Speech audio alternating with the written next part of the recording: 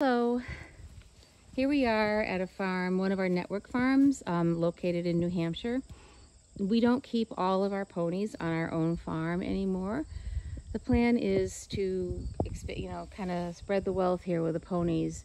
We are mentoring and bringing in new breeders who are working on the same principle as us of preservation, conservation, and making sure that ponies are safe, but also that they are carrying on and having offspring to keep this breed going on the not beating extinction. Excuse me.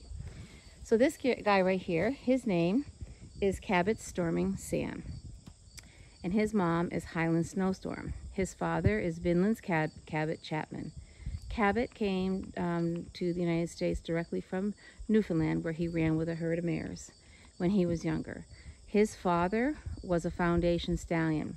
These were the ponies that were rounded up and discovered of the few left that were on the island to start a breeding program. So his dad is son of a foundation stallion, Star of the Sea. And his dad had never had a colt. It's really important for the tail lines that you get the genetics of both the male and the female to carry on. And so we got a lovely colt out of Storm and Cabot.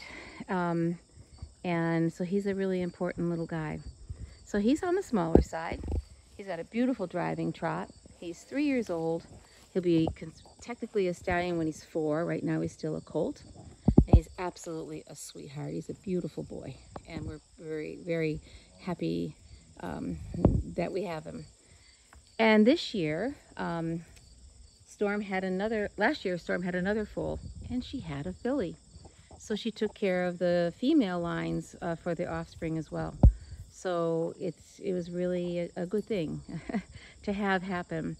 But so this guy Sam is a doll. He'll probably be used for driving, but he is going to remain intact as a stallion. This is one of the problems that we face with the breed. Nobody wants stallions. Well, until you've met a Newfoundland Pony stallion, yeah, I get that. Years ago, I got injured by a modern breed stallion that picked me right up off the ground and shook me. And I never went near another stallion.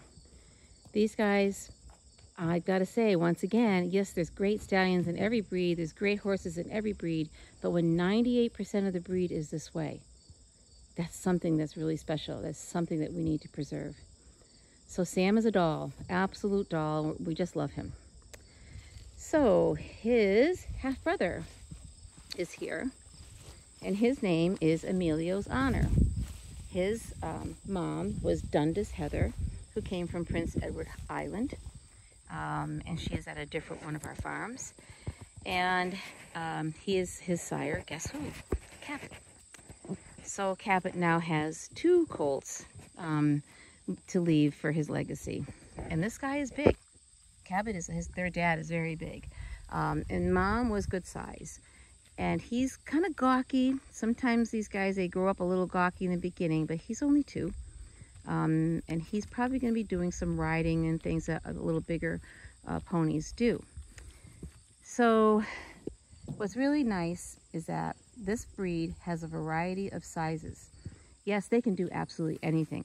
Every single one of them can do absolutely any discipline. But the variety of sizes is so important. That's the landrace. They're not cookie cutter. They have characteristics that are the same, but they aren't all cookie cutter. We don't have them all the same color, the same size, doing the same thing. That's how you water down genetics. So Leo is actually named after my father. My father was one of the soldiers in the Holyoke Soldiers' Home in Massachusetts, who in 2020, he was number 28 to die in that home of COVID, which was a very horrible time in many people's lives, especially mine. This guy was born shortly thereafter, and our board thought it would be really an honor to name him after my dad. And I had a real problem with that initially because I was still pretty tearful, grieving terribly, and the way he died was so horrible. Anyhow, I went out with him, spent some time with him. My his full name was Emilio Joseph de Palma, but he was called Leo. And so I could call him Leo without crying. And so Leo he is. So, and this thing about my dad is that my father was in World War II, and he fought so that others could live. And he actually ended up at the first Nuremberg trials, one of Hitler's top officers. And he was sergeant of the guard in the courtroom, an American soldier. And he stood at the witness stand. He saw, he heard, and he dealt with these guys on a daily basis. And he was 18 years old. So, you know, there's a young guy here too, and he's gonna make a difference on this earth because he's here battling extinction. So I think the name was appropriate.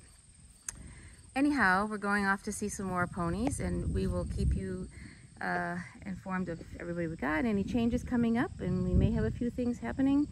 But thanks for tuning in, and you all have a good day.